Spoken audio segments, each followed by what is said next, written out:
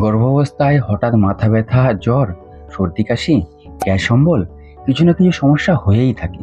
কিন্তু একটা ভুল ওষুধ গর্ভের বাচ্চার বা সন্তানের জন্য কত বড় ঝুঁকি তৈরি করতে পারে সেটা কি আপনি জানেন? কোন ওষুধগুলো গর্ভবতীরা তুলনামূলক নিরাপদে নিতে পারেন আর কোনগুলো এড়িয়ে না চললে বিপদ অনিবার্য। তো তার নিয়েই আজকের এই ভিডিওটা। তাই ভিডিওটা একদম শেষ পর্যন্ত দেখবেন। আর আপনি যদি স্কিপ করে যান তাহলে কিছুই বুঝতে পারবেন না। আর আপনি যদি চ্যানেলে প্রথম এসে থাকেন বা চ্যানেলটি এখনো সাবস্ক্রাইব করে না থাকেন তাহলে অবশ্যই চ্যানেলটিকে সাবস্ক্রাইব করে দিবেন। গর্ভাবস্থায় সব ওষুধ ক্ষতিকর নয়, কিন্তু কোন ওষুধ নিরাপদ আর কোনগুলি একেবারেই নিষিদ্ধ। গর্ভাবস্থায় প্রথম 3 মাসে বাচ্চার অঙ্গ প্রত্যঙ্গ তৈরি হয়। এই সময় অনিয়ন্ত্রিত ওষুধের ক্ষেত্রে জন্মগত ত্রুটি, গর্ভপাত বা বাচ্চার বৃদ্ধি কমে যাওয়ার ঝুঁকি বাড়াতে পারে। কিছু ওষুধ আবার প্লেসেন্টা পেরিয়ে সরাসরি ভ্রূণের শরীরে চলে যায়। তাই আগে নিরাপদ মনে হলেও গর্ভাবস্থায় একই ওষুধ ঝুঁকিপূর্ণ হয়ে উঠতে পারে। কারণ গর্ভাবস্থায় শরীরের হরমোন এবং ফিজিওলজি পুরাই বদলে যায়।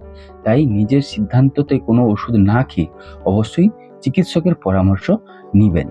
সাধারণ সমস্যার জন্য নিরাপদ কিছু ওষুধ, যেমন ব্যথা ও জ্বরের জন্য গর্ভাবস্থায় জ্বর বা হালকা থেকে মাঝারি ব্যথায় সাধারণত প্যারাসিটামল ট্যাবলেট তুলনামূলক নিরাপদ ধরা হয়। আর অম্বল বা অ্যাসিডিটির জন্য গর্ভাবস্থায় খুবই কমন অম্বল বা অ্যাসিডিটি হয়, তখন কিছু অ্যান্টাসিড ওষুধ তুলনামূলক নিরাপদ ক্যাটাগরিতে পড়ে, যেমন জেলোসিল বা ডাইজিন। আর কোষ্ঠকাঠিন্য হয়ে থাকে, সেই কোষ্ঠকাঠিন্যের জন্য এসবগুলোর ভুসি ব্যবহার করতে পারেন বা মিল্ক অফ ম্যাগনেসিয়াম সিরাপ বা ল্যাকটোলোজ সিরাপ নিরাপদ এগুলি ব্যবহার করা হয়ে থাকে। আর বমি বমি ভাবের জন্য ডক্সিনের ট্যাবলেট গর্ভাবস্থায় ব্যবহৃত খুবই একটি নিরাপদ ওষুধ।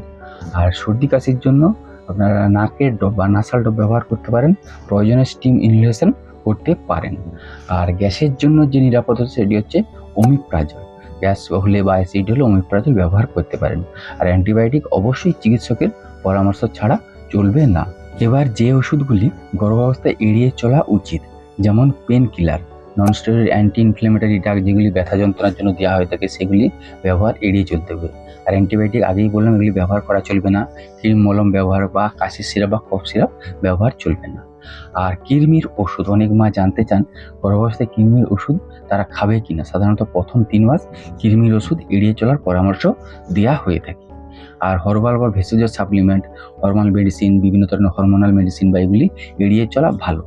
এখন আসি কিছু সহজ কিছু গুরুত্বপূর্ণ সেফটি টিপসে, যেগুলি ফলো করলে অনেক বড় বিপদ থেকে বাঁচা যায়। নিজের থেকে কোনো ওষুধ শুরু করবেন না। যে কোনো ওষুধ খাওয়ার আগে অবশ্যই আপনি একজন চিকিৎসকের পরামর্শ নেবেন। প্রথম 3 মাস সবচেয়ে সেন্সিটিভ সময়, এই সময় ওষুধ খুব সাবধানে গ্রহণ করবেন।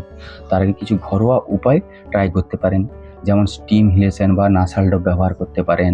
অনেক সময় যেমন হালকা অম্বল, গ্যাস্ট্রিক বা কোষ্ঠকাঠিন্য এগুলি শুধু খাবার, জল বা ঘুম বা হালকা হাঁটা চলা ঠিক করলেই অনেক সময় কন্ট্রোল হয়ে যায়।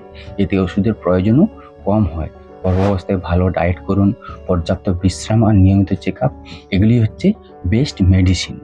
আর আপনার আগের কোনো রোগ থাকলে, যেমন থাইরয়েড, ডায়াবেটিস, ব্লাড প্রেশার, অবশ্যই আপনাকে চিকিৎসককে জানাতে হবে। এবার গর্ভাবস্থায় কখন আপনি জরুরি ভিত্তিক চিকিৎসকের পরামর্শ নেবেন? ধরুন আপনার প্রচণ্ড পেট ব্যথা হচ্ছে বা আপনার রক্তপাত হচ্ছে, আপনার পেটে যে গর্ভে যে সন্তান আছে সেগুলি নড়াচড়া কম হয়ে যাচ্ছে, বা তীব্র জ্বর, তীব্র মাথা ব্যথা, এসবগুলি হলে দেরি না করে অবশ্যই চিকিৎসকের পরামর্শ নেবেন। গর্ভবতী মায়েদের জন্য নিরাপদ ওষুধ আর সতর্কতার এই গাইডলাইনগুলি মূলত আপনাকে সচেতন করার জন্য। কোনো অবস্থাতে নিজের থেকে কোনো ওষুধ শুরু করবেন না। আপনার প্রেগনেন্সি যদি চলমান থাকে বা পরিবারের কেউ গর্ভবতী থাকে তাহলে ভিডিওটি অবশ্যই তাদের সঙ্গে শেয়ার করুন, কারণ একটা ছোট্ট তথ্য অনেক বড় ঝুঁকি কমিয়ে দিতে পারে। তাহলে এই ছিল গর্ভবতী মায়েদের জন্য নিরাপদ ওষুধ ও তার সতর্কতার বিষয়ে একটা সম্পূর্ণ বিবরণ। এর বাইরেও যদি আপনাদের কিছু জানার থাকে তাহলে অবশ্যই কমেন্ট করে জানাবেন, লাইক করবেন। আর হ্যাঁ, অবশ্যই চ্যানেলটিকে সাবস্ক্রাইব করে দিবেন এরকম হেলথ এবং মেডিসিন সম্পর্কে সঠিক ইনফরমেশন পাওয়ার জন্য। আপনারা সকলে বেশ ভালো থাকবেন, সুস্থ থাকবেন। দেখা হচ্ছে পরের ভিডিওতে। ধন্যবাদ।